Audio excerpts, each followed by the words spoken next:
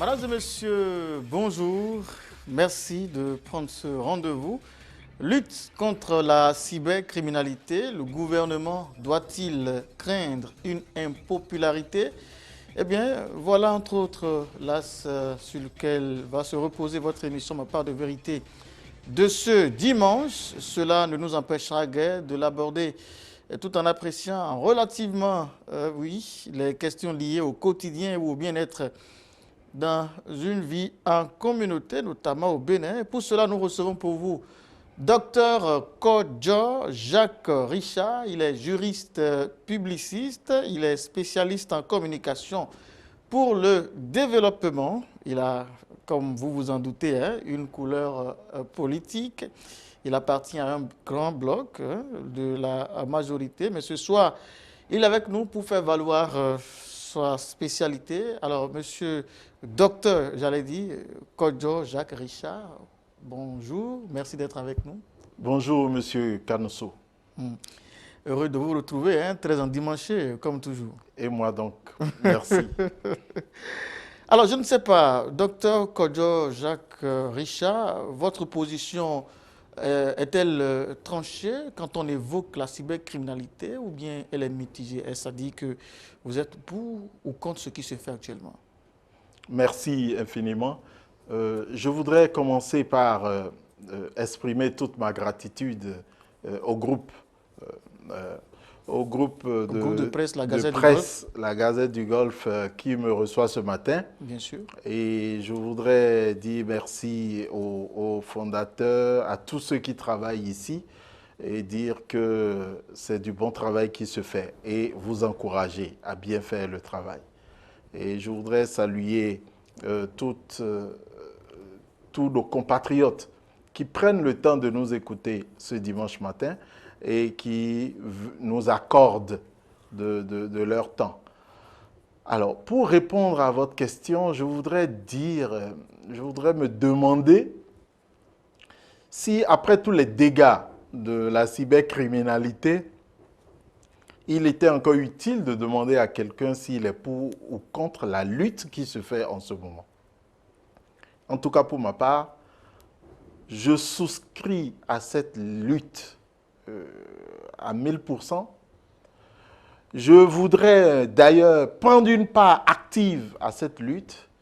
Je voudrais me mettre à la disposition des autorités de notre pays pour contribuer à cette lutte efficacement, car la cybercriminalité est une gangrène. La cybercriminalité est quelque chose de dévastateur. Et je voudrais dire que tous ceux qui continuent à être objectifs vis-à-vis de la cybercriminalité, je voudrais leur souhaiter de ne jamais en être victime. Parce que lorsqu'on a été une fois victime de la cybercriminalité, on ne s'en remet jamais. Et la chose est d'autant plus complexe parfois que lorsque, après les investigations de l'Office central de répression de la cybercriminalité, je tire chapeau à tous les policiers qui font ce travail admirablement, avec les moyens dont ils disposent, je voudrais dire que parfois, on découvre que derrière le cybercriminel, c'est un ami du quartier, c'est un membre de la famille, c'est une connaissance d'une association, c'est quelqu'un avec qui l'on travaille, c'est quelqu'un avec qui l'on fait un mouvement donné. Et ça rend la chose d'autant plus indigeste. Et tous ceux qui ont été victimes de cybercriminalité, je voudrais qu'on les approche et qu'on les écoute. Je pense qu'ils ne s'en remettent jamais. Et je pense que cette lutte, il faut la continuer, il faut aller jusqu'au bout et éradiquer, aller sortir le dernier cybercriminel qui se trouve dans nos villes, quartiers, villages, partout où ils se trouvent au Bénin, et leur donner le châtiment qui correspond au délit et au crime qu'ils commettent. Voilà qui est clair par rapport à sa position très bien tranchée sur la question de cybercriminels. Oui, lui c'est le docteur Kodjo Jacques Richard, il est notre invité ce dimanche. Vous qui nous recevez ici ou ailleurs, que ce soit sur Golf TV Africa ou Golf TV Bénin ou sur notre page YouTube, eh bien Golf Média, j'y arrive. Bonjour ou bonsoir, tout dépend justement de l'heure à laquelle vous nous recevez. Eh bien, ce dimanche matin, nous allons poursuivre avec notre invité en plateau, docteur Kodjo Jacques Richard. Certains diront que vous faites l'analyse sur le plan émotionnel. Vous tranchez avec beaucoup d'émotion et non aller creuser la profondeur, la cause même, la source même de cette cybercriminalité pour que demain, on ne se retrouve pas face à d'autres problèmes qu'on aurait créés parce que on s'est lancé dans cette guerre de façon émotionnelle. Qu'en direz-vous? Merci infiniment. De toute façon, tous ceux qui font le procès aux émotions, je trouve qu'ils sont simplement hypocrites. Parce que l'homme est fait aussi d'émotions. Un homme sans émotion est un monstre. Et donc, on ne me reprochera pas d'être émotif vis-à-vis d'un parent qui s'est écroulé, vis-à-vis d'un parent ou d'un ami qui est rentré dans une profonde dépression et qui s'est retrouvé malade pendant des mois et des mois parce qu'il a subi la cybercriminalité. Si on me reproche d'avoir eu de la compassion à cet individu, moi je l'assume complètement parce que nous sommes des êtres émotionnels. Hein? L'homme n'est pas que raison, l'homme est également émotion. Donc tous ceux qui font le procès aux émotions, moi je pense que c'est simplement des hypocrites. Alors, il est évident que nous sommes dans une société et que les maux de la société ont des sources et ont des racines au cœur même de cette société-là. Aujourd'hui, nous parlons de cybercriminalité parce que cette activité a été une activité rendue publique, endémique, par les nouvelles technologies de l'information et de la communication. Mais ce n'est pas une activité nouvelle. Alors, M. Kanoussou, je ne sais pas si vous avez entendu cette histoire, mais cette histoire nous a marqué, nous, quand on était un peu plus jeunes, lorsqu'un de nos compatriotes, que nous connaissons très bien, qui a pignon sur rue, a escroqué un Belge. Et le Belge, complètement dépouillé dans son pays, a pris l'avion et est venu dans notre pays pour voir et rechercher ce compatriote et le faire arrêter. Mais ce compatriote a eu le génie, ou le mauvais génie, d'organiser ses obsèques pendant que ce Belge était là. Un cercueil et tout le reste, et on est allé montrer une épitaphe sur une tombe à ce Belge pour montrer que le compatriote est décédé. Et il est allé dans la maison du compatriote et les femmes pleuraient, les enfants pleuraient, tout le monde était en larmes, la maison était en deuil. Il est allé jusqu'à cette extrémité. Il est allé à cette extrémité. Alors, c'est vous dire que c'est une activité qui n'est pas nouvelle du tout, mais aujourd'hui, elle prend de l'ampleur, elle devient endémique par les moyens, les nouvelles technologies de communication. Et on connaît la source de la cybercriminalité, on connaît la source de l'escroquerie, on connaît la source du vol dans nos sociétés. Un manque d'emploi, certains diront. Alors, nous allons revenir tout à l'heure sur le manque d'emploi et toute la polémique qu'il y a eu autour après les déclarations du porte-parole du gouvernement. En réalité, même dans une situation de plein emploi, il y aura toujours des cybercriminels. Pourquoi? Parce que l'homme a tendance à aller vers la facilité. Monsieur Kanoussou, oui. J'avoue que Si aujourd'hui, je me retrouve dans une situation où je ne suis pas obligé de me lever tous les matins à 4 heures du matin pour aller travailler jusqu'à 19 heures le soir avant de gagner le peu d'argent que je gagne, ben moi, je serais tenté d'aller En fait, nous sommes tous poussés vers la facilité. Et donc, c'est juste cette facilité qui draine un monde vers ces méthodes bizarres qui créent des dommages irrécupérables. Et lorsque moi, je m'attarde sur les conséquences sur l'individu qui a subi, mais il n'y a pas que ça, il y a des conséquences économiques, il y a des conséquences sur les familles, sur le développement de la nation. Et donc, la source de la cybercriminalité et de toutes les activités connexes, c'est laquelle? C'est simplement l'envie de la facilité et c'est simplement des besoins ou des envies démesurées. Hein? Et tout ça est aujourd'hui exacerbé par les nouvelles technologies de l'information et de la communication à travers les réseaux sociaux où les réseaux sociaux, et quand on n'est pas préparé, il ne faut pas y aller. Et moi-même, je suis très présent sur les réseaux sociaux, mais c'est un état d'esprit qu'il faut avoir. Parce que ce que les gens vous affichent sur les réseaux sociaux, mais c'est très loin de la réalité qu'ils vivent. Et donc, lorsque vous voyez un jeune de votre âge qui s'affiche avec une voiture dernier cri et qui va vous faire des photos dans une villa ou dans une très grande maison, vous pensez qu'il est arrivé. Ce n'est pas évident. Ce n'est pas évident parce que les gens font toujours des photos dans des maisons d'autrui et à côté des voitures d'autrui et s'affichent sur les réseaux sociaux. Et donc, tous ces éléments mis en commun poussent à la cybercriminalité et l'enseignant que je suis, l'éducateur que je suis, trouve que tout cela est un défaut d'éducation. C'est un défaut profond d'éducation. On va y arriver tout à l'heure, mais avant, vous avez dit, quoi qu'il arrive, la cybercriminalité existera toujours. Mais avant cela, dans votre introduction, vous êtes entre-temps mis à disposition des autorités publiques pour éradiquer la chose. Est-ce qu'il n'y a pas contraste à ce niveau-là? Ça dit que, est-ce que cette lutte n'est pas déjà perdue d'avance si vous êtes sûr que la cybercriminalité va continuer par exister? À quoi ça sert d'aller lutter alors? C'est parce que le vol va toujours exister qu'on ne va plus lutter contre le vol? Ça dépend. Alors, l'idée, c'est que les sociétés humaines, dans leur évolution et dans leur marche, produisent des déchets.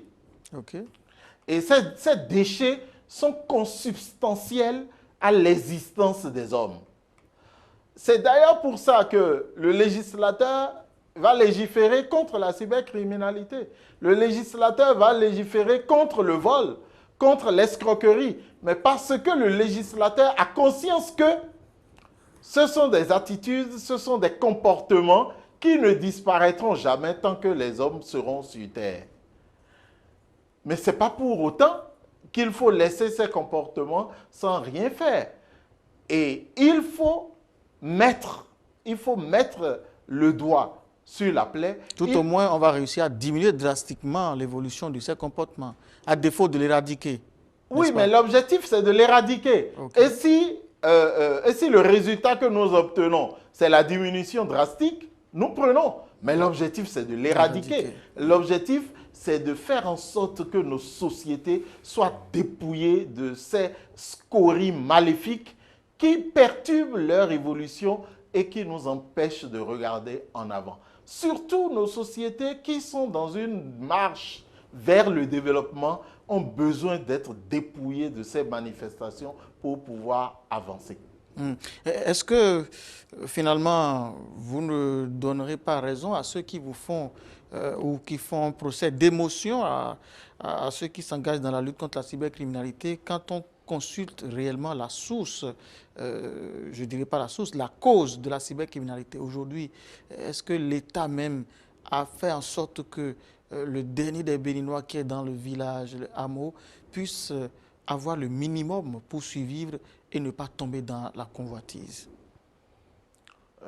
Merci beaucoup. Vous êtes dans un état d'esprit que j'admire, parce que vous êtes dans un état d'esprit idéaliste. Malheureusement, nulle part au monde, sur la terre, les hommes n'ont pas encore réussi à construire une société où chacun a le minimum pour vivre. Même dans les sociétés les plus développées de la terre, nous croisons des mendiants, nous croisons des pauvres, nous croisons des sans-abri, nous croisons des gens qui nous demandent de l'argent.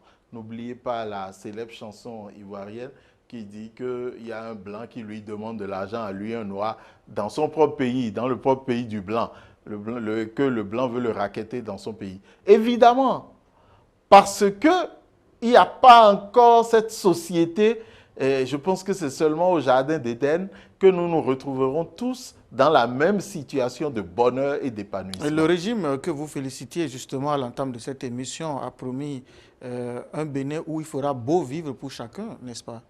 Mais c'est bien cela. C'est bien cela. Ce n'est pas ce régime qui l'a promis. N'oubliez pas, c'est les études prospectives à long terme que nous avons menées nous-mêmes et nous-mêmes avons projeté le Bénin sur 2025 et nous avons projeté qu'en 2025, nous aurons un Bénin prospère, un Bénin où il fera bon vivre pour chacun et pour tous. Alors, donc, ce n'est pas aujourd'hui, c'est une prospective. Oui, en fait, après l'étude prospective, et là, vous êtes en train de faire allusion à nos collègues du ministère du Développement, et qui sont les planificateurs. Ils nous décrivent 3 phases dans la planification. Ils disent qu'il faut partir de la prospection. Il faut partir d'une vision. Il faut partir de ce que l'on veut être d'ici 20 ans, d'ici 25 ans. Il faut rêver. Et ensuite, ça c'est la prospection. Et après, il y a la planification stratégique. Alors, d'ici 20 ans, d'ici 30 ans, j'aurais aimé que mon enfant qui est né aujourd'hui soit médecin spécialiste dans 30 ans.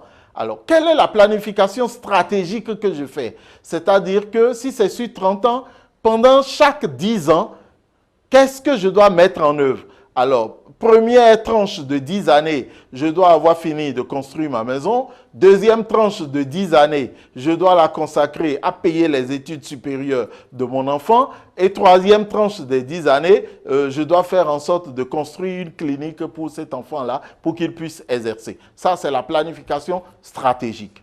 Maintenant, dans chaque tranche de 10 ans, il faut faire une planification opérationnelle, annuelle. Cette année, je fais quoi? Il doit rentrer au CI aujourd'hui. Que dois-je faire aujourd'hui pour qu'il rentre au CI et pour qu'il devienne dans 30 ans un médecin spécialiste pour moi?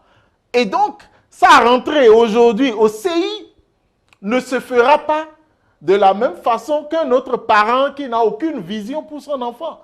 Et donc, nous sommes obligés d'avoir de la vision. Et la vision que nous avons projetée pour 2025, les études ont eu lieu en 1999-2000 et les études ont projeté un Bénin prospère pour 2025. Et c'est ça qu'ils ont appelé le scénario Alafia. Il y a plusieurs scénarios dans cette étude, mais nous avons opté pour le scénario Alafia. Et en principe et normalement, tous les gouvernants qui se sont succédés à partir de cette étude devaient prendre une part de cette planification et faire en sorte qu'en 2025, nous puissions atteindre cet objectif. Voilà ce que les gouvernants successifs se sont employés à faire avec plus ou moins de bonheur. Chacun avec sa personnalité. Il ne s'agira pas de vouer des gens aux gémonies, même si on se rend compte que parfois les chiffres sont beaucoup plus éloquents qu'autre chose. Parce que, puisque vous m'avez piqué dans ce sens, parce que les réalisations de 2016 à ce jour, dans plusieurs domaines dans notre pays, les réalisations à ce jour, de 2016 à ce jour, dans plusieurs domaines dans notre pays, dépassent ce que nous avons fait depuis les indépendances jusqu'en 2016. Alors, docteur Kodjo Jacques Richard, est-ce ça dit que le régime en place depuis 2016 a déjà posé les bases nécessaires pour aujourd'hui prétendre se lancer dans une guerre contre la cybercriminalité qui a besoin quand même qu'on puisse faire le minimum avant de s'engager. Je le dis comme ça. Oui, c'est un peu comme si vous étiez en train de dire que Dieu vous garantisse qu'il va pleuvoir avant que vous fassiez vos semailles. Et la vie ne se déroule pas de cette façon-là. Et j'ai compris que les dirigeants sont confrontés à plusieurs défis au même moment. Et lorsqu'on est responsable, on est bien obligé de s'attaquer à tous les défis. On ne les néglige pas. Alors, si nous devons attendre que chaque Béninois ait atteint l'autosuffisance alimentaire avant d'engager la lutte contre la cybercriminalité, Monsieur Aristide Kanoussou, Monsieur Kanoussou, oui. Vous savez dans quelle situation on va se retrouver? C'est qu'on n'atteindra jamais cette situation d'autosuffisance alimentaire parce que ces cybercriminels vont prendre une telle ampleur que notre société ne pourra même pas survivre. Parce que si vous voyez à quel point ils sont...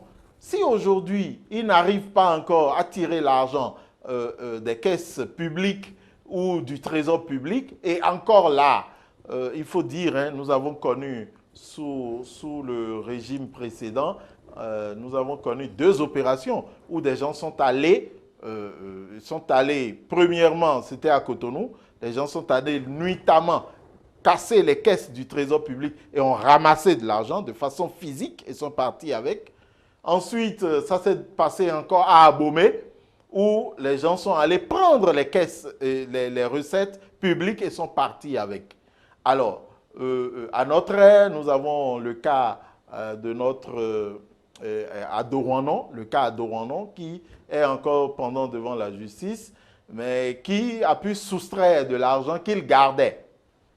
Il y a déjà une nuance. On n'est pas allé faire une casse, mais c'est de l'argent qu'il gardait en tant que régisseur.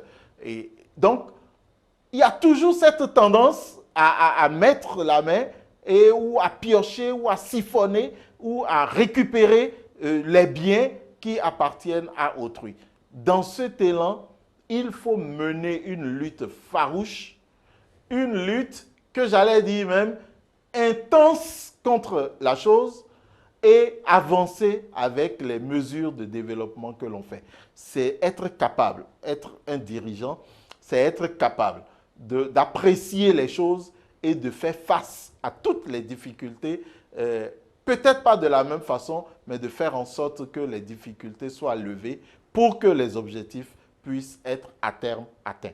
Est-ce qu'aujourd'hui, véritablement, parce qu'à l'avènement du régime en place, il a été dit on veut redorer le blason au niveau de l'enseignement.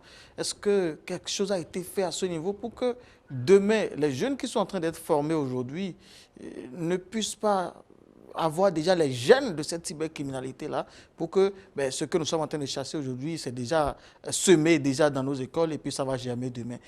Vous ne voyez pas qu'il y a un travail à faire là, à ce niveau? Est-ce que vous avez le sentiment que le régime en place a déjà fait ce travail avant de se lancer sur ce terrain? Merci beaucoup. Vous rentrez dans un domaine qui m'intéresse proprement parce que je suis enseignant et je le revendique. Le domaine de l'enseignement et de l'éducation en général est un domaine plutôt transversal.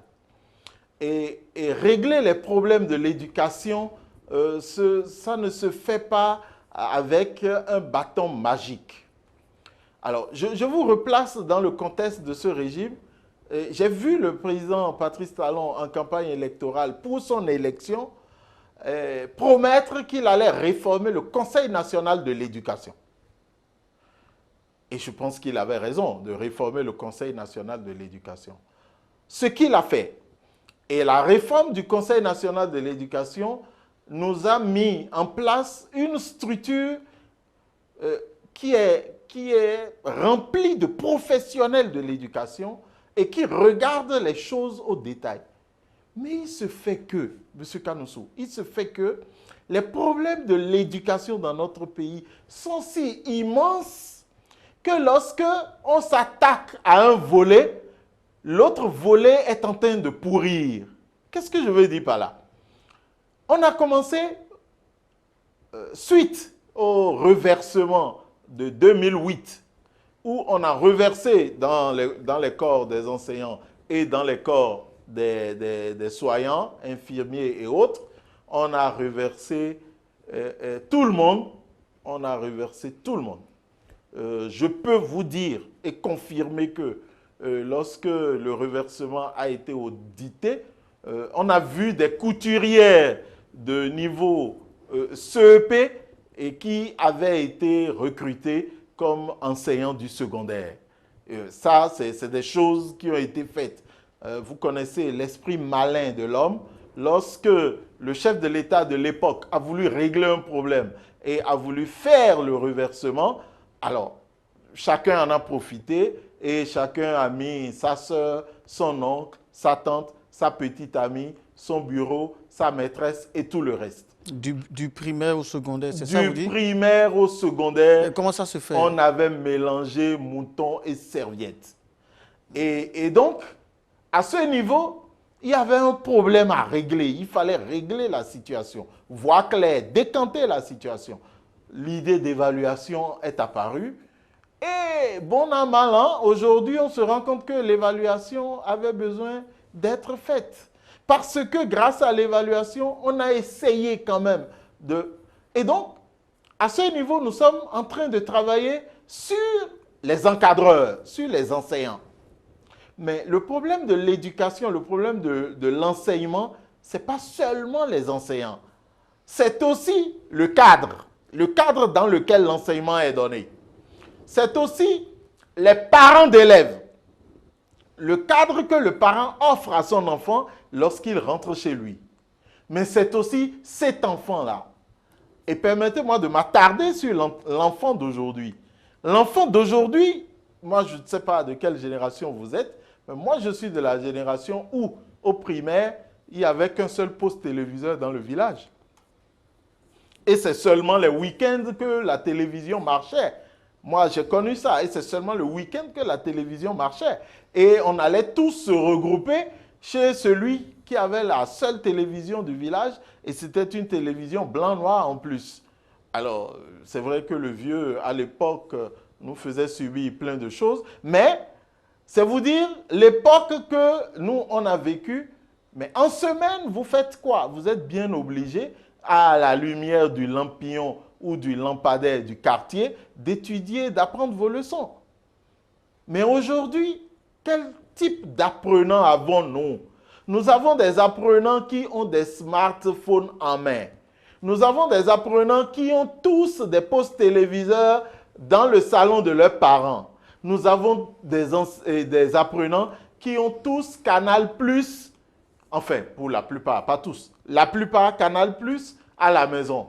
Et nous avons des apprenants qui, aujourd'hui, ont des téléphones, même s'ils ne sont pas connectés à GSM, ont plein de vidéos sur leur téléphone, des vidéos de tout type, et surtout des vidéos de mauvais type sur leur téléphone, sur leur smartphone, et ils regardent à longueur de journée.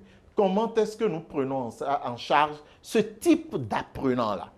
Parce qu'il ne faudra pas dire, comme beaucoup le disent... C'est qui prend en charge ce type d'apprenant? Notre communauté, toute notre société. Ce n'est pas une affaire seulement des pouvoirs publics. Et c'est à cette prise de conscience que nous devons arriver. Dans un contexte où il y a plusieurs lois qui interdisent justement, comme à votre époque, hein, tel que vous le dites, je me rappelle, l'autre voisin peut venir chicoter le garçon de sa voisine. Aujourd'hui, est-ce que c'est possible avec tout ce que nous avons comme test aujourd'hui? Mais ce n'est pas la chicote qui éduque l'enfant. Qu'est-ce qui éduque l'enfant? Ça, c'est prouvé. Ce n'est pas la chicote qui éduque l'enfant. Qu'est-ce qui éduque? Mais l'enfant est éduqué par l'exemple. C'est l'exemple qui éduque l'enfant. Aujourd'hui, nous devenons tous parents alors que nous n'y sommes même pas préparés. Alors, combien de familles disloquées n'avons-nous pas? Combien de familles monoparentales n'avons-nous pas? Combien de parents irresponsables n'avons-nous pas? Monsieur Kanousou. Et à ce niveau-là, la responsabilité incombe à qui? Mais la responsabilité est une responsabilité collective. Est-ce que finalement, quand on parle de responsabilité collective à longueur de journée, on va pouvoir identifier véritablement la profondeur de ce que nous évoquons comme problème? Quand nous parlons de responsabilité collective, ça veut dire que nous sommes un groupe donné et chacun de nous a sa responsabilité. Il ne s'agira pas de vouer une partie des acteurs aux gémonies. Mais il faudra quelqu'un pour impulser cette responsabilité individuelle-là au sein de la communauté. Ce sont les dérives de la communauté qui permettent cette prise de conscience-là. Ce sont les dérives auxquelles nous assistons qui permettent cette prise de conscience et qui amènent chacun à se dire, mais je vais vous donner l'exemple des pouvoirs publics. Pourquoi, par exemple, le président Talon décide de réformer le Conseil national de l'éducation? De faire en sorte aujourd'hui que toute décision dans le domaine de l'enseignement puisse passer par le Conseil national de l'éducation. La dernière décision qui a été fortement décriée par les enseignants du supérieur, alors qui demande d'avoir un corps de contrôle pour l'enseignement supérieur. Un corps de contrôle. On veut savoir ce que chaque enseignant fait dans l'amphi. On veut savoir le contenu qu'il donne. On veut savoir la façon dont il donne. On veut savoir comment il évalue. Et on veut voir les résultats de l'évaluation qu'il fait. Mais ça n'existait pas, par exemple, dans l'enseignement supérieur. Et aujourd'hui, toutes les mesures qui sont prises pour l'éducation de base et pour l'éducation au secondaire, toutes les mesures qui sont prises en faveur des filles, ce sont des mesures qui nous permettent d'améliorer le contexte et l'environnement de l'éducation dans notre pays. Docteur Kodjo Jacques Richard, vous avez dit que la chicotte n'éduque pas et on éduque par l'exemple. Alors, il y a nos gouvernants, je ne suis pas en train de dire le régime en place, mais nous avons connu des gouvernants qui se sont illustrés par la corruption, par la gabegie financière, par le mauvais exemple en résumé. Est-ce que là, on peut dire que ce que nous remarquons, la cause ou ceux qui sont les initiateurs sont véritablement nos gouvernants? Parce que là, les jeunes peuvent dire, mais si eux, ils sont en train de voler, moi, il faut que j'aille voler mon argent ailleurs. Encore que eux, ils vous diront que mais ce sont les Blancs que nous allons escroquer. Là, si on n'éduque pas l'exemple, est-ce que vous êtes sûr qu'à l'étape où nous sommes aujourd'hui, nos gouvernants aussi donnent l'exemple dont nous parlons là? Je voudrais être clair. L'éducation vient de la cellule de base, qu'est la famille. D'accord. Et la cellule de base, c'est le père, la mère et l'enfant. Okay. L'éducation vient d'abord de là. Et c'est parce que l'éducation vient de là que les enfants dans notre pays font si bien la démarcation entre les politiciens et les autres. Alors vous-même qui êtes là, parfois si vous avez un enfant d'un certain âge, parfois il fait quelque chose et vous essayez, ou vous avez fait quelque chose et vous essayez de vous justifier alors que l'acte au départ était maladroit. Qu'est-ce que les enfants nous disent? Les enfants vont te dire, non, papa est en train de faire la politique. Oui. Ah, papa est en train de faire la politique. Ça veut dire quoi? Que dans la tête de nos enfants, la politique égale mauvaise chose. La politique égale mensonge. La politique égale promesse non tenue. Ça veut dire simplement que la société même identifie ces dirigeants corrompus que vous avez évoqués. Ce n'est pas un problème. Mais lorsque la cellule de base, la cellule familiale, s'est attelée à inculquer les valeurs à l'enfant, parce que, comme je vous l'ai dit, l'éducation se fait par l'exemple. Lorsque vous demandez à l'enfant de faire des efforts et que vous-même, le parent, vous ne faites pas des efforts, mais sachez que ce que vous dites à l'enfant ne sert à rien. Lorsque vous dites à l'enfant, la bouche qui mange ne parle pas. Et donc à table, il faut faire attention. Au moment où on a la nourriture dans la bouche, on ne parle pas. Vous êtes en train de donner de bons plis à votre enfant. Mais vous-même, c'est dès que vous avez envoyé la première bouchée que vous êtes là à bavarder. Entre ce que vous lui dites et ce que vous faites, l'enfant fait beaucoup plus ce que vous faites. Et c'est ça même le problème. Lorsqu'un visiteur arrive et que vous êtes là et vous dites à l'enfant, va lui dire que je ne suis pas là, s'il vous plaît, c'est des attitudes que nous banalisons, mais c'est des attitudes qui sont catastrophiques pour notre société. C'est catastrophique.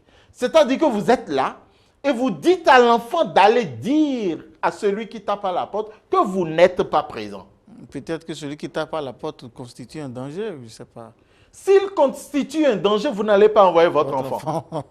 Donc, vous apprenez à votre enfant à nourrir le mensonge, à dire des choses. Et laissez-moi finir avec un exemple qui est encore très choquant. C'est que vous avez des parents qui sont en difficulté, c'est-à-dire ils ne vivent pas ensemble, ils sont en train de se disputer, et les enfants sont avec l'un des parents. L'autre parent arrive et donne de l'argent à l'enfant et lui dit, faut pas que ton papa sache, faut pas que ta maman sache que je t'ai donné de l'argent. Vous envoyez l'enfant où? Vous êtes sûr que vous êtes en train de fabriquer un futur délinquant. Cet enfant sera un cybercriminel, à coup sûr. Mais qu'est-ce qui vous fait dire que c'est tellement sûr à ce niveau? Ce n'est que un petit geste, hein? Ce n'est qu'un petit mot peut-être mal placé à l'endroit de l'enfant. Qu'est-ce qui vous fait dire que l'enfant va l'intégrer et qu'il forcément il va marcher sur ça? Parce qu'il est démontré que l'enfant apprend beaucoup plus par l'exemple que par ce que vous lui dites. Vous, le parent qui êtes passé et qui lui avez donné de l'argent et qui lui avez dit de ne pas dire à l'autre parent, vous lui apprenez quoi? À dissimuler la réalité, à dissimuler la vérité, à dissimuler ce qui est. C'est à vous-même que cet enfant-là va commencer à dissimuler des choses. Et lorsque l'enfant rentre dans une logique de dissimulation, les adultes ne peuvent pas les rattraper. Hein. Ils sont si créatifs et si inventifs qu'ils peuvent vous dissimuler les choses les plus monstres. Mais vous ne voyez pas que c'est aujourd'hui que nous découvrons des choses terribles, inimaginables? C'est vrai que ces choses se passaient peut-être. Mais je vous dis que ce sont ces petits gestes qui pourrissent nos enfants, qui conduisent nos enfants à la cybercriminalité. Alors, docteur Kodjo Jacques Richard, je voudrais, et vous êtes en train de vous prêter formidablement bien à cet exercice-là, eh bien que nous touchions à ce problème tout en écartant les volets émotifs dont parlent certains, c'est-à-dire démontrer véritablement qu'il ne s'agit pas que de l'émotion quand on se lance dans la guerre contre les cybercriminels, mais aussi c'est des faits. Alors je vous pose une question de savoir, quand un directeur d'école à Cotonou ici, je dis bien directeur d'école, se fait arrêter, présenté à la criette comme cybercriminel, ça vous inspire quoi? Directeur d'école. Oui, ça m'inspire simplement que ce directeur d'école fait partie de la probabilité, parce qu'il n'a pas encore été condamné, fait partie de la probabilité de défaite que nous avons en termes de construction. Il faut dire, et il faut toujours savoir raison garder. Il n'y a pas de société parfaite, il n'y a pas de mouvement parfait. Donc, en dehors du directeur d'école, il y a beaucoup d'enseignants qui sont dans cette histoire. Il y en a à Cotonou ici qui ont été présentés aussi. Ça vous inspire quoi? Alors, je bégaye là pour vous dire la chose. Oui. Pourquoi vous bégayez? Je bégaye parce qu'il y a des personnes insoupçonnées qui vivent de ça.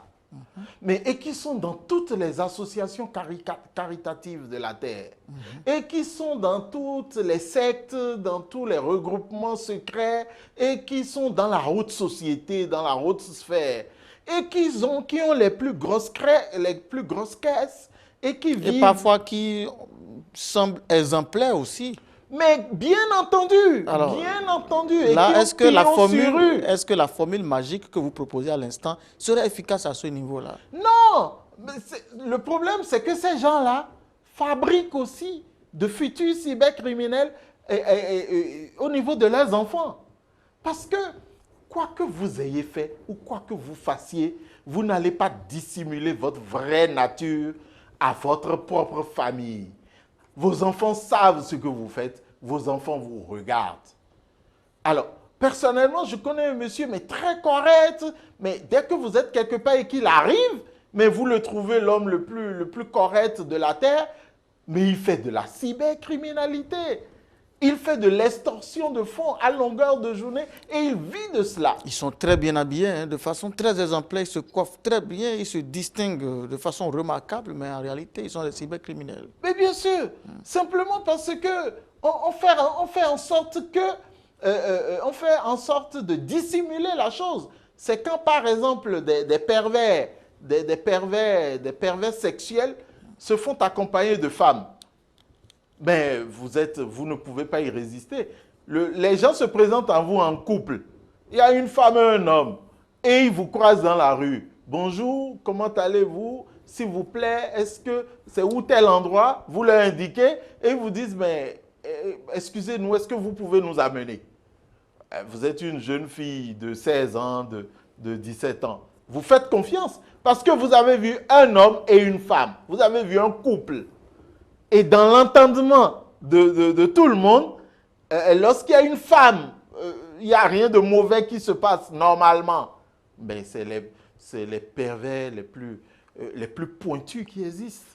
C'est vous dire que ces choses-là existent, mais on doit les combattre. Il ne s'agit pas d'émotion, il ne s'agit pas de guerre contre qui que ce soit, mais c'est la cybercriminalité détruit la victime, la cybercriminalité détruit et la victime et la société dans laquelle la victime se trouve. Alors quand les gens font le procès au régime en place et à tous ceux qui se rallient à cette cause, soi-disant, qui sont dans l'émotion, est-ce que ça ne nous renvoie pas peut-être, entre autres, hein, à la question de civisme et de morale qui était véritablement dispensée dans nos écoles auparavant? Aujourd'hui, il y a le nouveau programme d'apprentissage qui a franchement saccagé toutes ces notions-là. Est-ce que là, vous ne trouvez pas effectivement qu'on a raté une base et puis on est dans pratiquement l'émotion? Monsieur Canoussou, oui. C'est Pierre Corneille qui a dit dans le CID que les exemples vivants sont d'un autre pouvoir. Les exemples vivants sont d'un autre pouvoir. Notre société s'est détruite lorsque on a eu une classe dirigeante à la tête de nos États, une classe dirigeante corrompue qui semblait plein les poches, qui nargue les populations et qui s'en va impunément. Lorsque nous avons eu cette classe dirigeante, notre société ou nos sociétés se sont profondément détériorées. Je connais un monsieur qui a fêté le milliard. Il dit qu'il est milliardaire. Il a fêté le milliard. Mais lorsque l'on rentre dans son village, là où il est né, là où son père et sa mère vivent, c'est lui seul qui a une maison en dur dans le village. C'est lui seul. Si un président de la République n'a pas pu donner, comment on dit, le bon vivre à tous les Béninois dans leur entièreté, ne reprochez pas à un citoyen lambda d'aller faire le miracle dans son village. Vous savez ce qui se passe? Non. C'est une anecdote que tout le monde connaît. Hein? Je vais vous la raconter rapidement. Il paraît qu'un ministre africain est allé rendre visite à un ministre européen, disons européen.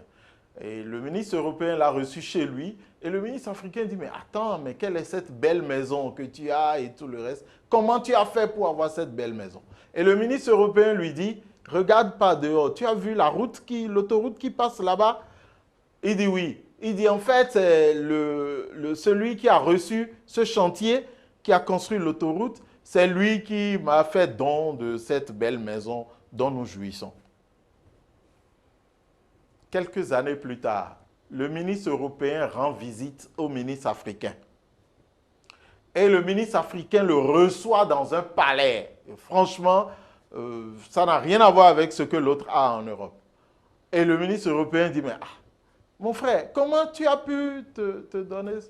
Il dit, lève-toi, viens. Ils vont sur la terrasse, au 2e étage. Il dit, tu regardes au fond là-bas? L'autre dit, oui, mais je ne vois rien. Il dit, justement, c'est l'autoroute qui devait passer par là-bas, là. C'est son argent que j'ai pris pour construire mon palais. Il a pris l'argent de toute l'autoroute pour construire son palais. Alors, quand face à ça, vous me dites qu'il faut de l'autosuffisance alimentaire et que vous êtes les premiers.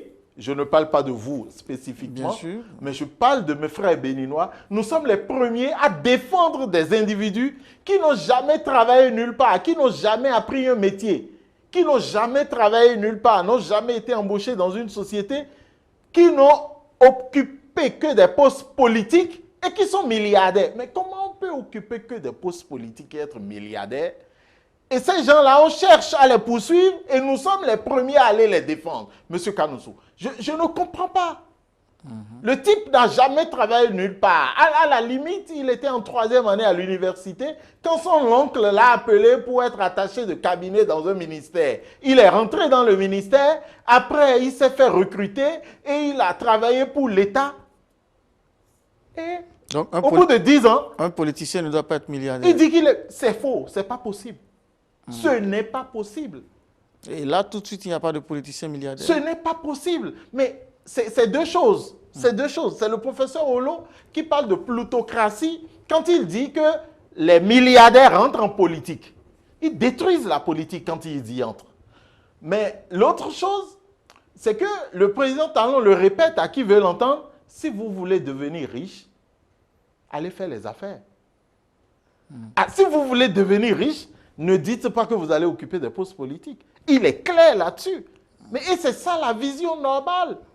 Et je vous assure que moi, qui suis agent de l'État, je ne peux pas prétendre à la même richesse que l'homme d'affaires qui vient chez moi et qui a besoin d'une signature pour que ses affaires prospèrent. Donc, en résumé, si l'éducation de base a été faussée, le civisme, moral, tout ce que nous avions connu a été faussé, c'est parce que les dirigeants d'alors n'ont pas su quand même prendre leurs responsabilités. C'est ça, vous dites?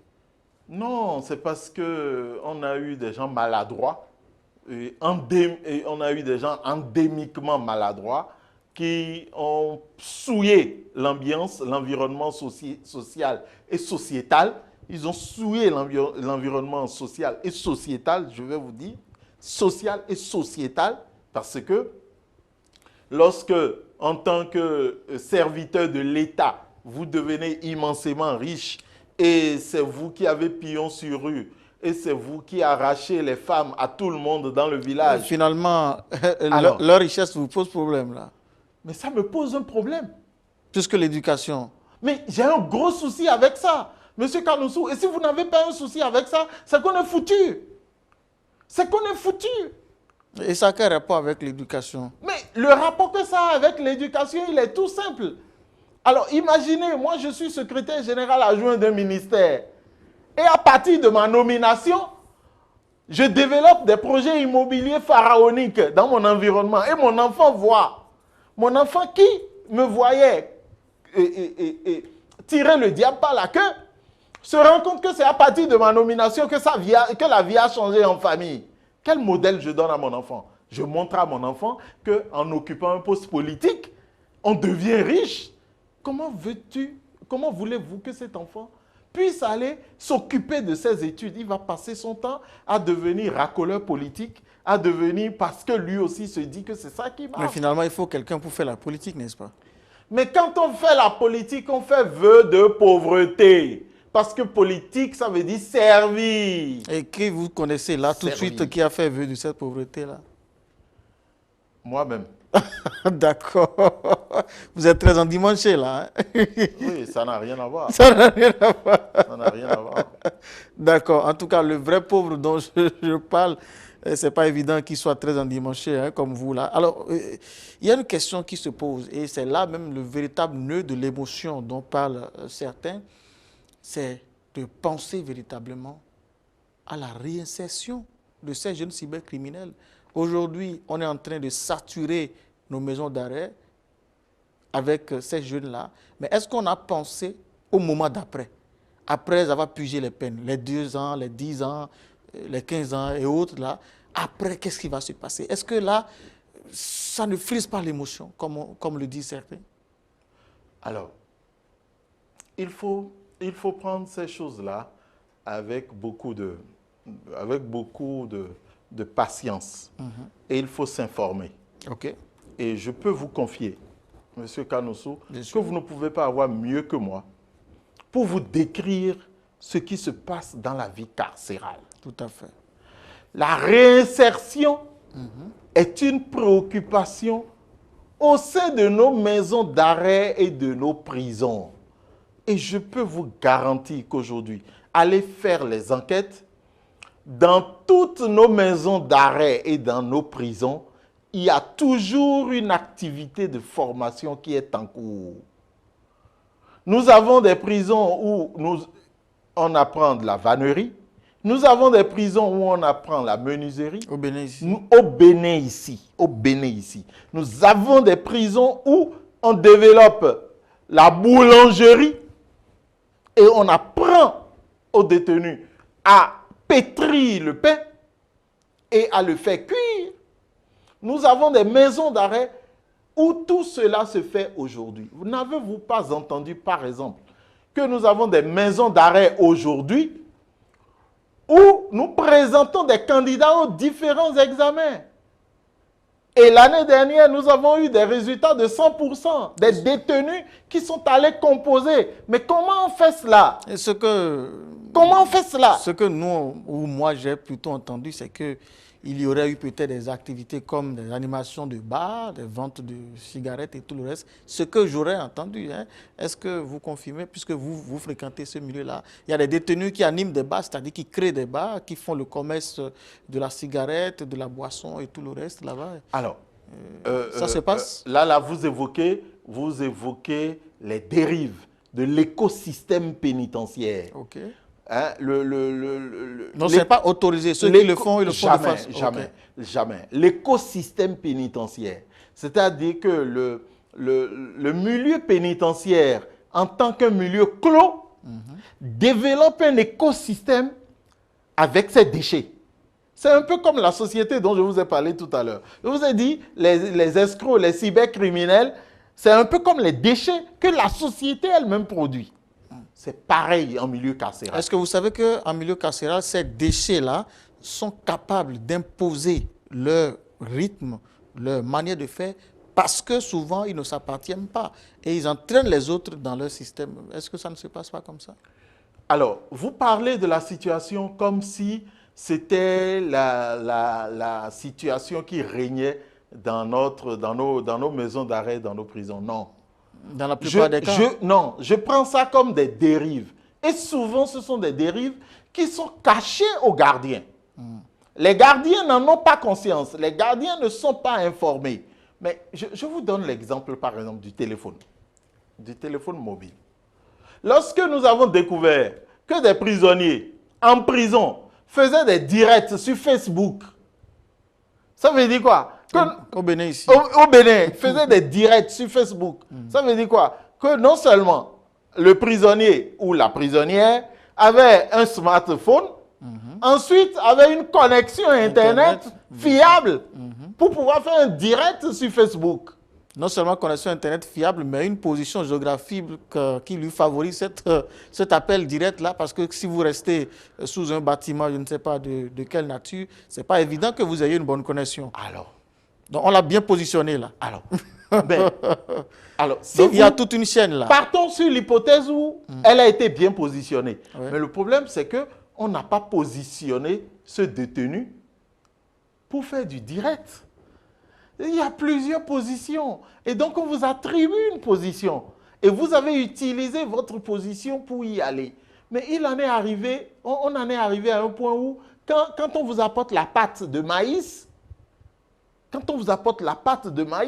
on demande maintenant aux gardiens de prendre un couteau et de diviser la pâte en plusieurs morceaux pour voir s'il n'y a pas un téléphone portable caché au milieu. Parce que les gens mettent le téléphone portable dans plusieurs sachets plastiques, versent la pâte chaude dans le bol, mettent le téléphone en sachet dessus et reversent la pâte dessus pour que le détenu puisse avoir accès au téléphone portable. Mais dès qu'on a eu, par exemple, ce direct, la fouille qui a suivi, on a ramassé près de 1000 téléphones. Ça veut dire quoi? Que ce n'est jamais autorisé. Ce n'est pas autorisé et ce n'est autorisé dans aucune prison ou dans aucune maison d'arrêt dans notre pays. Alors, ce sont des dérives. Ce sont des gens qui passe à travers les mailles du filet. Et je peux vous garantir que lorsqu'on s'en rend compte, ça se règle immédiatement. Et vous pouvez garantir aussi qu'il n'y a pas de concierge, de gardien qui ne soit pas parfois complice avec ces détenus-là pour leur donner la faveur d'aller passer un coup de fil, etc. Ça n'existe pas. Ça peut exister parce que c'est les déchets de la société. Et vous savez qu'aujourd'hui, dans nos maisons, il y a des cybercriminels qui continuent de faire la cybercriminalité et réalisent énormément en ville. Vous n'en avez pas connu? On a des cas de détenus qui ont escroqué des gens qui sont en liberté. Et on les a pris. Et on est allé les rejuger. On en a rajouté. Mais ce sont les déchets du système. Je n'ai pas envie de vous donner ici les chiffres que nous avons dans nos prisons. Mais c'est connu. Sur ce grand nombre que nous avons, vous trouverez peut-être 10 ou 15 cas de ce type-là. À l'étape où nous sommes, quand on prend spécifiquement le cas de cybercriminalité, est-ce que vous avez pensé à une politique de réinsertion, je vais dire, adaptée, orientée uniquement vers ces jeunes-là et non vers tous les détenus? Parce que parmi les détenus, il y a plusieurs catégories. Est-ce que cette catégorie de détenus-là, il y a déjà une politique ou bien ce n'est pas urgent de penser à une politique avant de les entasser comme ça, de cette façon? Alors, excusez-moi, je suis pris au dépourvu là. Vous m'avez pris au dépourvu. Oui.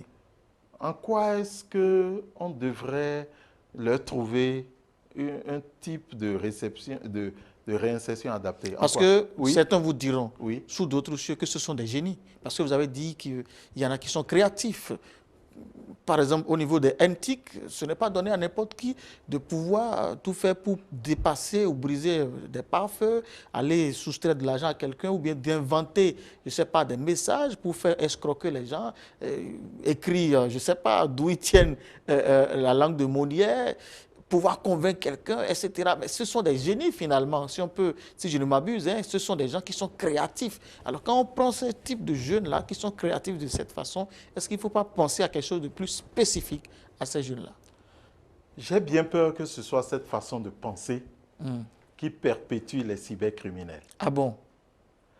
Les cybercriminels ne sont pas plus génies qu'un voleur. Okay. C'est simplement des voleurs qui développent leurs méthodes selon ce qu'ils ont en main.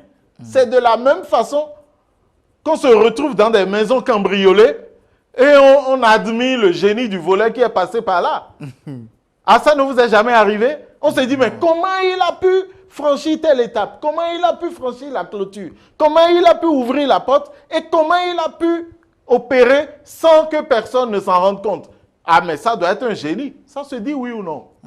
Certains se posent même la question de savoir, mais comment est-ce qu'il a pu passer entre les deux grilles-là, qui ne sont qu'environ d'1 mètre de largeur? Alors, en quoi est-ce que le cybercriminel est plus génie que ce voleur-là? En quoi? En fait, le cybercriminel n'est pas plus génie que quelqu'un. Le cybercriminel est simplement un pervers. Le cybercriminel est simplement un mauvais type qui développe, qui aiguise son intelligence pour faire du mal. De la même façon que le voleur qui arrive à traverser votre portail, à traverser votre mur, à traverser vos portes, à aller vous dérober ce que vous avez de plus précieux, sans se faire prendre, mais on admire également son génie. Le cybercriminel n'est pas plus génie que celui-là. Donc évitez de monter au pinacle les cybercriminels. Évitez de les peindre comme des génies du nouveau siècle. C'est des bandits, c'est des voyous, c'est des gens qu'il faut taper, c'est des gens qu'il faut mater. Il ne faut pas être là à s'extasier devant le mal. Mais si c'est ça, mais vous allez passer votre temps à admirer le diable. Vous savez quelle ingéniosité le diable utilise pour nous détruire, pour nous faire du mal? Mais vous allez passer votre temps à admirer le mal. Mais les gars, ils font ce qu'il y a de mauvais. Mais il y a une catégorie de gens qui s'extasient, ils vous disent que c'est des génies. Ils ne sont pas des génies du tout. C'est des voyous, c'est des bandits, c'est des criminels. Autant qu'un voleur, autant qu'un meurtrier, autant qu'un assassin, ils font pareil. Parlons même de ce volet que vous évoquez, hein, avant de vous ramener très rapidement dans le cocon familial dont on parlait il y a quelques instants. Ce qui a découragé plus d'un, c'est quand ces cybercriminels vont jusqu'à faire des sacrifices humains. Et là, ça dépasse les bornes. Qu'est-ce que vous en dites? Ah, je ne sais pas quelle borne ça dépasse. Je ne sais pas. Une fois encore, ne montrez pas comme extraordinaire quelque chose d'ordinaire et quelque chose de tout à fait propre à notre société. Alors, quand les gens nous renvoient au fait qu'il va falloir vérifier les bases avant de s'engager pour ne pas qu'on confonde véritablement ce qui se mène comme action à de l'émotion, ça me fait comprendre qu'effectivement, dans le cocon familial, il y a aujourd'hui des ménages qui sont en difficulté. C'est vrai qu'il y a plusieurs projets aujourd'hui du gouvernement en place pour des personnes en situation de vulnérabilité, mais est-ce que la politique est faite en sorte que ces jeunes qui sont en train d'être incarcérés aujourd'hui et qui, il faut le préciser, donnent de l'argent, mettent certains frères à l'école, donnent de l'argent à leurs mères, à leurs épouses, ont créé des activités, etc., etc. Est-ce que ce n'est pas encore un autre vide qu'on est en train de créer derrière ces gens-là? Je ne sais pas comment vous appréciez cela. Encore une fois, M. Canosso, faites très attention. Okay. Ce n'est pas parce que le produit du crime sert à une cause honorable que le crime devient une valeur. Okay. Faites très attention. D'accord. Parce que le produit du crime peut servir une cause honorable. Alors, pendant qu'on y est, et le cybercriminel, ou ne parlons pas du cybercriminel, et l'assassin, le meurtrier, qui allait tuer quelqu'un, qui a pris son argent et qui vient construire une église avec. Vous allez me dire, ouais, il a réglé un problème social. Il y a des criminels qui construisent des écoles, non? Il y a des criminels qui nous construisent des salles de classe dans nos villes et campagnes, non? Il y a des gens qui nous ont construit des salles de classe dans nos campagnes et villes, et après on découvre que c'était des criminels, oui ou non? Alors, derrière ça, est-ce que c'est parce qu'il a construit une salle de classe? Est-ce que c'est parce qu'il a construit un hôpital que son crime en devient quelque chose de positif? Non. Non et non. Non, je ne tente pas. Et donc, le cybercriminel qui nourrit sa mère et son père, ça n'a rien à voir, ça ne le rend pas moins bandit, ça ne le rend pas moins assassin. Il est à détruire, il est à prendre et à corriger, voilà. Oui, docteur Kodjo, Jacques Richard, il faut faire la nuance. Moi, mon problème, ce n'est pas le cybercriminel en réalité. Mon problème, c'est la politique qui est mise en place pour qu'on ne dit pas après que, bon, voilà, la guerre qui est en train d'être menée, c'est sur le plan émotion, et c'est émotif et tout le reste, et que celui que ce cybercriminel est en train de laisser derrière lui, il y a déjà une politique qui prend en charge cette personne. Alors si la dame, la sœur, le frère qui doit trouver de l'argent peut-être pour aller continuer par aller se faire former et la maman continue pas à payer le loyer et tout le reste, l'électricité, ne trouve plus. Qui va aider cette dame-là et l'autre et les frères à pouvoir subvenir à ces besoins-là? Est-ce que l'État a pensé à une politique? Moi, ma vision, bon, je ne dirais pas ma vision, moi, ma préoccupation, c'est bien évidemment, est-ce que la responsabilité est prise, la mesure de la chose est prise à l'endroit de ceux que ces cybercriminels ont laissé derrière eux? Parce que eux aussi, est-ce qu'on va les compter parmi les criminels?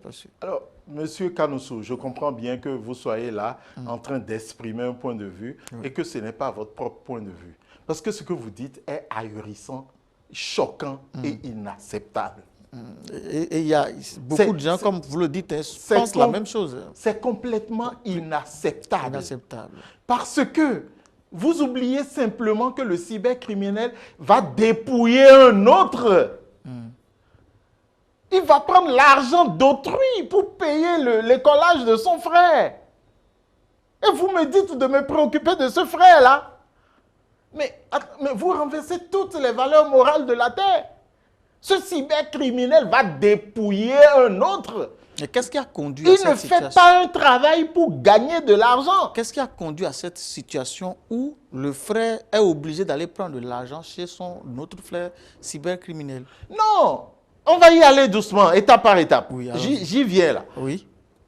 Et donc, ne me dites jamais, et s'il vous plaît, je n'accepterai jamais que le produit d'un crime ou d'un délit n'efface pas le crime ou le délit. Ça n'existe nulle part.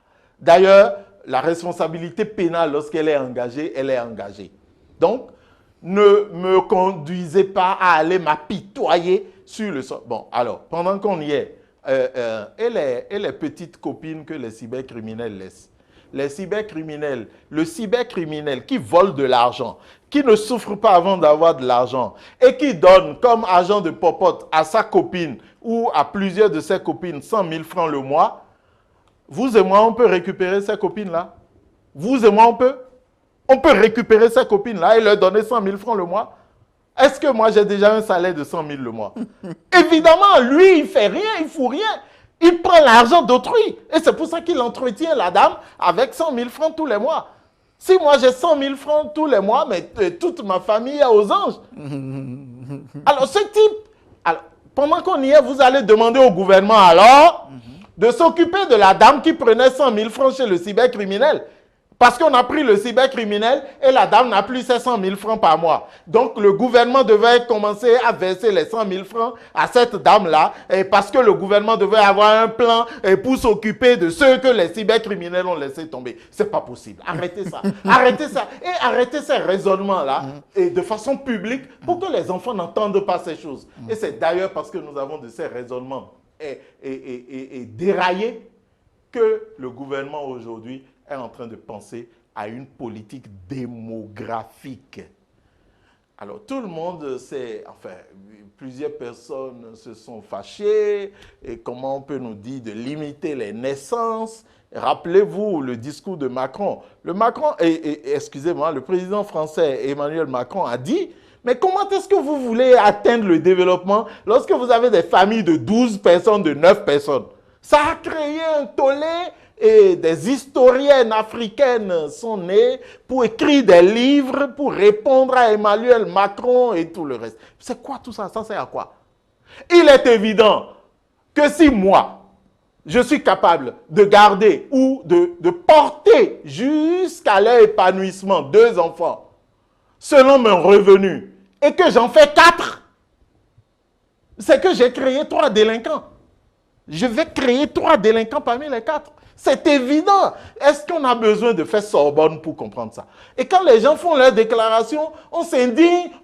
Comment le président Talon peut dire qu'on va limiter les naissances et ce petit pays? Et puis les gens me font des calculs terribles. Ils disent oui, ils disent on est 12 millions et quoi? Et donc, ça veut dire que si on divise... Docteur Jacques Okojo-Richard, finalement, ce n'est plus l'exemple qui éduque les enfants, ce sont les revenus qui éduquent les enfants maintenant. Les revenus participent à l'éducation, mais en premier lieu, c'est l'exemple. Et pourquoi c'est l'exemple? Vous avez des familles pauvres, mais qui éduquent leurs enfants, leur progéniture dans la dignité. Pourquoi vous voulez limiter les naissances? Dans la dignité. Vous avez des familles pauvres qui éduquent leurs enfants dans la dignité. D'accord? Et c'est des gens responsables, et ces gens-là, on devait les féliciter. Mais nous avons aujourd'hui plein de gens irresponsables qui produisent des enfants à tort et à travers, ce qui est d'ailleurs normal, parce que nous avons une société qui nous expose à la sexualité. Je ne sais plus quel chanteur, il y a un moment, qui chantait « Il y a trop de sexe à la télé, sur la 1, la 2, la 3, il y a le sexe partout ». Je ne sais plus qui avait chanté ça, je suis un peu vieux maintenant, mais c'est vous dire que le sexe est devenu la chose la mieux partagée. S'il vous plaît, M. Kanoussou, en vous déplaçant, trouvez 2 groupes de jeunes qui sont en train de regarder sur un même téléphone mobile. Arrêtez-vous et regardez. C'est du sexe qu'ils sont en train de regarder. Oh là là. Parce que c'est la chose la mieux partagée aujourd'hui et les conséquences sont là. La dame, elle a à peine 16 ans. Elle a à peine 16 ans, mais comme elle s'adonne à ses activités de façon précoce, elle te chope une grossesse. La dame a à peine 16 ans, sa copine de classe vient avec une montre Gucci, elle en a à vie. Mais comment tu as eu ça? Non, c'est le tonton qui vient me chercher qui fait ça. Trouve-moi aussi un tonton pour faire. On est en train de partir, tout est en train de partir en vrille. En principe, c'est juste une petite parenthèse, hein. On ne peut pas interdire aux jeunes aujourd'hui d'avoir par exemple un téléphone Android parce que là, écoutez, le monde évolue. On ne peut pas, c'est pour ça que je vous ai dit, votre propre enfant, vous ne pouvez même pas l'empêcher d'avoir un téléphone. Ce n'est pas possible. C'est-à-dire que vous ramez en contre-courant. Il faut lui mettre un téléphone à disposition et maintenant lui montrer comment on utilise le téléphone. Rappelez-vous qu'au début des réseaux sociaux, nous avons eu plein de suicides en Europe. Lorsque les enfants se réunissent pour se moquer de leurs camarades et tout le reste, et on a eu plein de suicides. Aujourd'hui, il y a une forte éducation pour que les gens sachent comment faire et comment utiliser ces nouveaux outils-là à bon escient. Docteur Kodjo Jacques Richard, nous nous acheminons tout doucement vers la fin de cette émission, mais on a encore beaucoup de choses à se dire avant justement de la clôturer. Dites-nous, quand on observe bien ce qui se passe, est-ce qu'il y a une conséquence directe dans cette lutte qui se mène là? Une conséquence directe? Oui. Mais bien sûr. Bien sûr. C'est laquelle? La conséquence directe, c'est la sécurité. C'est d'ailleurs pour ça que c'est les policiers qui s'en occupent. Parce qu'ils sont là pour assurer notre sécurité. C'est d'abord la sécurité. Et la sécurité crée le bien-être au niveau de l'individu. Ça, c'est une conséquence directe. Et on a besoin d'avoir le bien-être pour être productif. Alors, si vous vous êtes assis là à me poser des questions parce que c'est votre travail, pour le faire avec tout votre cœur et l'enthousiasme qu'il faut, il faut que vous vous sentiez en sécurité. Si à chaque minute, vous craignez que quelqu'un arrive par cette porte pour nous agresser, mais vous n'allez pas bien faire votre travail. Et donc, c'est ce sentiment de sécurité qu'il faut qu'on crée à tous les citoyens pour que les citoyens soient productifs et qu'ils participent au développement de la nation. Et c'est en cela, je disais il y a un instant qu'il y a quand même un certain nombre de personnes, de familles, de parents, d'alliés qui se retrouveraient bousculés par cette action que met le gouvernement ou la police en ce moment-là parce que leurs intérêts, leur gagne-pain, leur pain quotidien est en jeu. Et là, ça nous renvoie tout de suite à la thématique de cette émission. Est-ce que finalement, le gouvernement n'est pas en train de se rendre impopulaire? Ah, en tout cas, si le gouvernement du président Patrice Talon se rend impopulaire, ça ne va pas être la première fois. Et ça ne va pas être la première fois. Et je pense que c'est une impopularité qui est consentie et assumée, et complètement assumée.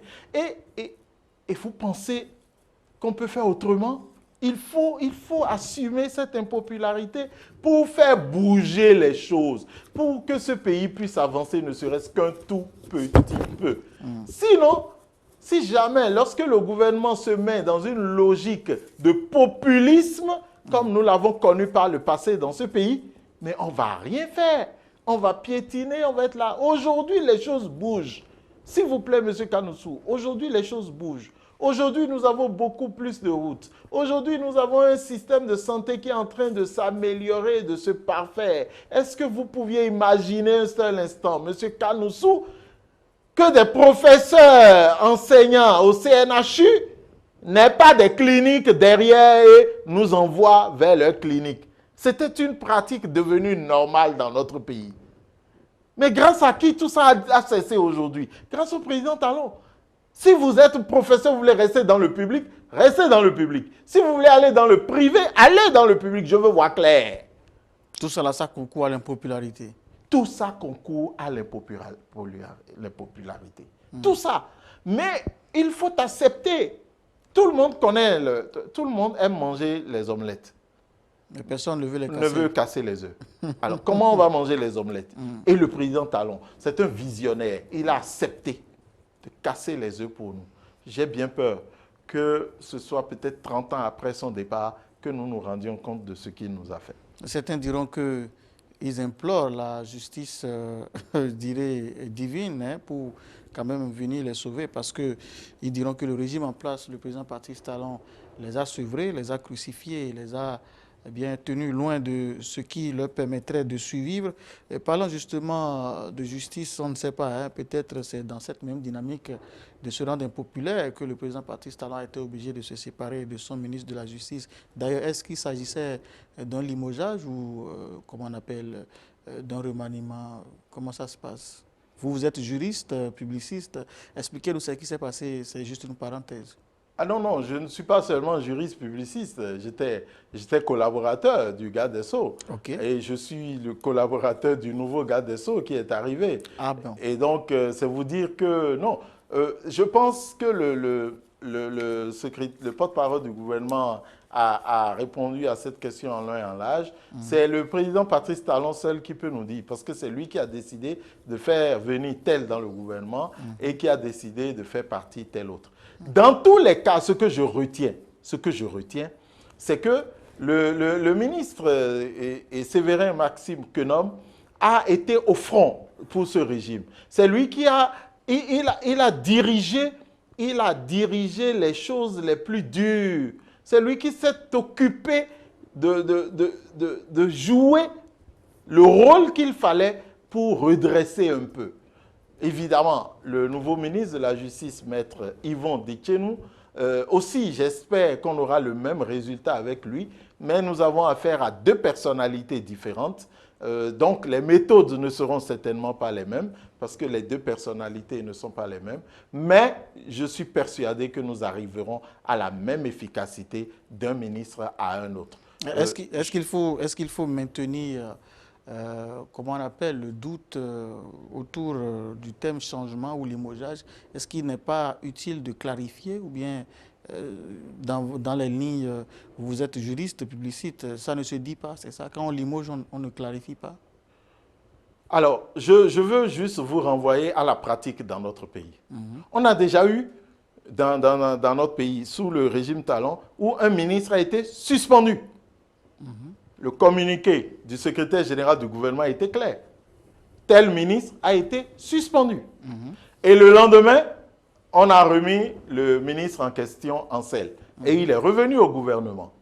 On est d'accord? Je pense, et je peux me tromper, que si c'était un limogeage, le secrétaire général du gouvernement aurait pu nous dire le ministre tant a été limogé. Dans tous les cas, aucun limogeage ne se passe dans la presse. Ça a beau être le groupe Fraternité ou Canal 3 qui est sorti l'information, aucun limogeage ne se déroule dans la presse. Celui qui fait le limogeage existe. Et il y a un acte de limogeage. On n'a jamais vu cet acte de limogeage à ce jour. Mais on a vu une nouvelle composition du gouvernement. Alors, celui qui a décidé de travailler avec vous a décidé de ramener une autre personne pour travailler avec vous. Pour moi, il y a deux issues. Ou il ne voulait plus de vous, ou il vous prépare à quelque chose d'autre ou quelque chose de plus grand. Et nous ne savons pas, et chacun se jette à bras raccourcis sur le garde des Sceaux Quenom et on lui raconte, on lui met plein de choses sur la tête. Je voudrais profiter de votre occasion pour lui adresser mes civilités très respectueuses et lui dire merci pour le travail formidable qu'il a fait à la tête du département. Et je sais que le garde des Sceaux Dichénou fera pareil, sinon il a pour mission de faire mieux encore. Mais que nos compatriotes restent sereins et je pense que l'avenir nous en dira un peu plus. Oui, ça, l'avenir nous en dira un peu plus. Ce qui est sûr en ce moment, c'est que l'impopularité est actée, hein, que ce soit dans le rang des populations, et vous dites bien que le gouvernement assume jusqu'au bout, et ça, ben, je vous crois sur parole. Et cette impopularité, ne nous valons pas la face, hein, ça peut aussi se faire alimenter dans le rang de ces ministres-là qui se retrouvent aujourd'hui éjectés d'une manière ou d'une autre du gouvernement. Alors, parlant d'impopularité, ce qui nous rend impopulaire ou ce qui rend impopulaire le chef de l'État, peut-être aujourd'hui, c'est la lutte contre le terrorisme, certains diront. Est-ce que vous appréciez ce qui se fait jusque-là? Alors, la lutte contre le terrorisme, une fois encore, nous sommes dans une thématique transversale. Alors, avant de revenir là-dessus, des ministres qui se sont fait éjecter du gouvernement, j'utilise votre expression, les ministres qui se sont fait éjecter du gouvernement, je suis admiratif devant ces ministres-là. Et ils ont mon respect et mon admiration. Totalement. Parce que les ministres dont il s'agit, ceux qu'on est en train d'indexer, celui qui a fait le moins de temps au gouvernement en a fait 5 ans. Il y en a qui sont en train de vouloir défoncer la porte de l'Assemblée nationale en ce moment. Alors, 5 ans, 5 ans dans un gouvernement comme celui du président Patrice Talon, excusez-moi, je me mets à genoux et je salue ces ministres-là. Et en général, on a cette tendance dans ce pays à se désolidariser de celui qui sort. Celui qu'on pense qu'il est en train de sortir, tout le monde se désolidarise de lui. Même ceux qui étaient ses amis, qui l'appelaient, évitent de l'appeler parce qu'ils se disent, attention, peut-être que son téléphone est sur écoute et on va savoir que je l'ai appelé. Mais c'est normal, non? Mais qu'est-ce qui est normal dans ça, M. Kanoussou? Mais ce n'est pas vrai. Lorsque le monsieur était en train d'avancer, mais vous êtes tous derrière à le louanger, c'est un bon ministre, c'est un bon ministre. Dès le lendemain, il ne voit plus personne derrière. Oh non. Mais ça a toujours fonctionné comme ça, n'est-ce pas? Oui, et donc pour vous, parce que ça a toujours fonctionné comme ça devrait continuer à fonctionner comme ça. Mais ce n'est pas normal. Ce n'est pas normal et c'est d'autant pas normal que nous, vous et moi, aucun de nous ne connaît les raisons du départ du gouvernement de ces 3 personnalités-là. Ni vous ni moi. Et nous ne connaissons même pas l'état des rapports entre ces 3 personnalités et le chef de l'État. Et bon, d'accord, vous et moi, nous étions amis du ministre Romain. Et depuis qu'on l'a débarqué, nous, on évite de l'appeler. On évite de lui dire quoi que ce soit. Vous avez... Ok, demain, le ministre Romain devient président de la Cour constitutionnelle. On va retourner le voir. Vous avez dit qu'on n'éduque par l'exemple, non, n'est-ce pas? S'il est en train de vouloir défoncer actuellement la porte de l'Assemblée nationale, je le dis comme ça, vous voulez que quelqu'un l'appelle pour lui dire quoi? C'est vous qui caricaturez. Nous sommes dans une situation d'application pour la première fois de cette disposition de notre code électoral. Nous sommes dans une situation d'application pour la première fois de cette disposition de notre code électoral qui a été votée depuis 2018. Et donc, si on n'éprouve pas nos lois, nous n'allons pas savoir les améliorer. Et donc, nous sommes dans une situation aujourd'hui où on est en train d'éprouver cette disposition de la loi. Et nous tous, nous attendons que la Cour constitutionnelle, qui est garant du bon fonctionnement des institutions, nous donne la meilleure interprétation qu'il faudra. Mais avant ça, on accuse le monsieur d'être en train de réclamer un droit qui lui est reconnu par le Code électoral. Quand on observe ce qui se passe... Parce qu'il est descendu. Quand on observe justement ce qui se passe au sein de ce grand bloc de la mouvance, et que, bien, on observe aussi ce qui se passe dans le gouvernement où le chef de l'État ne passe pas par le dos de la cuillère pour éjecter certains.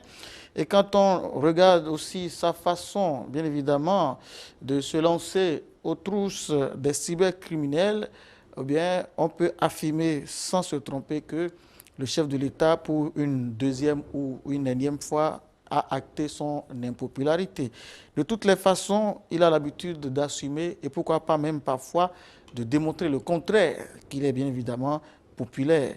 On attend de voir ce que ça nous réserve les jours à venir. Nous avons environ 5 à 7 minutes avant de clôturer cette émission. Docteur Kodjo Jacques Richard, c'est vous que nous avons reçu ce dimanche. Vous nous avez permis justement d'aborder un certain nombre de choses. Vous savez, on parlait des cybercriminels. Avant, on va déboucher justement sur la conclusion, mais on va déboucher sur cette conclusion avec toujours les cybercriminels tout en parlant du terrorisme. On avait commencé par le dire, ces jeunes-là aujourd'hui, c'est pourquoi on s'est intéressé à la réinsertion. S'ils ne sont pas bien cadrés, il y en a qui ont échappé justement à la justice, qui ont fui, sont allés se terrer quelque part.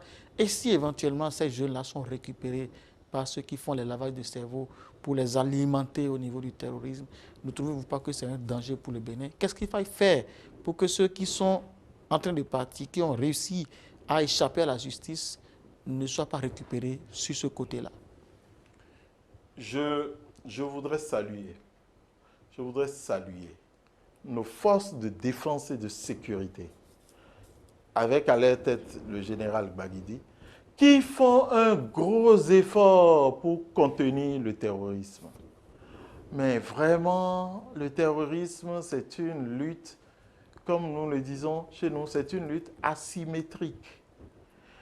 Nous ne savons pas qui est l'ennemi en face. On a encore 3 minutes, monsieur Alton. Et quand je me rends compte que le groupe Golf TV ou Golf FM est un groupe ancré dans la révolution africaine, il est peut-être temps de s'interroger sur certaines choses. Je voudrais porter à votre attention que l'Union européenne, dans la guerre qui se déroule actuellement entre l'Ukraine et la Russie, la Commission européenne vient de voter un budget pour redorer l'industrie d'armement de l'Europe. Et ils sont en train de prévoir fabriquer 1 million de munitions par mois.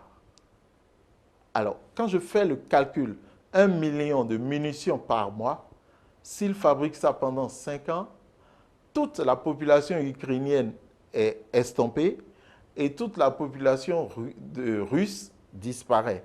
Et le reste des munitions, l'Union européenne veut l'utiliser où? C'est une question. C'est une question qui nous permet de déboucher sur votre conclusion rapidement. Docteur Kodjo Jacques Richard, nous sommes au thème de cette émission. Un mot pour la clôturer. Un mot, c'est un mot de reconnaissance, reconnaissance vis-à-vis de Dieu qui nous permet d'être là, franchement reconnaissance, et reconnaissance vis-à-vis du groupe de presse Golf. La Gazette du Golfe. La Gazette du Golfe qui nous permet d'échanger ou d'exprimer notre point de vue à nos concitoyens, et reconnaissance vis-à-vis du président Patrice Talon qui est en train de nous montrer que on est capable encore de bien faire dans notre pays. C'est pour cela que nous, dans notre formation politique, nous disons Tchoko Tchoko, maintenons le cap. Oui, le président Patrice Talon, il entend sans doute maintenir le cap. Ce n'est pas de ses habitudes d'ailleurs d'abdiquer. Est-ce que toutes ces luttes qu'il est en train de mener en ce moment ne le rendent pas une fois encore impopulaire? En tout cas, cette question a fait office de thématique pour cette émission. Merci de nous avoir suivis. On se donne rendez-vous dimanche prochain.